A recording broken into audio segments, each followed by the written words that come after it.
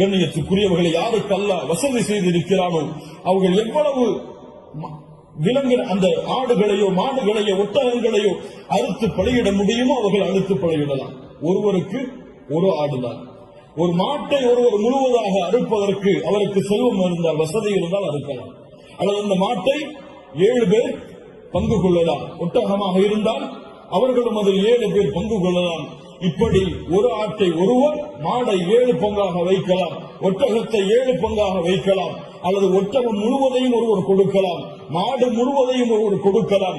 2 ஆடுகள் 3 ஆடுகள் என்று ஏழைகளுடைய கஷ்டங்களை நீக்க அல்லாஹ் அவர்களுடைய முகத்தை நாடுபவர்கள் எவ்வளவு அல்லாஹ் அவர்களுக்கு செல்வத்தை விசாலப்படுத்தி இருக்கிறாரோ அவ்வளவு அவர்களும் விசாலப்படுத்தலாம்.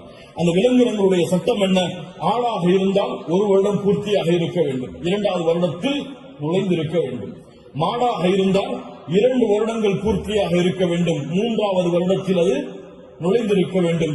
ஒட்டகமாக இருந்தால் 5 வருடம் பூர்த்தியாக இருக்க வேண்டும், 6வது வருடத்தில் அது நுழைந்திருக்க வேண்டும். யாருக்கெல்லாம் ஒரு முழு குடும்பமாக ஒரே இடத்திலே ஒரே உணவை சாப்பிட்டு வசித்தால் அந்த முழு குடும்பத்திற்கும் ஒரு ஆடு போதுமானது, அல்லது முழு குடும்பத்திற்கும் ஒரு மாடு போதுமானது, அந்த முழு குடும்பத்திற்கும் ஒரு ஒட்டகம் போதுமானது.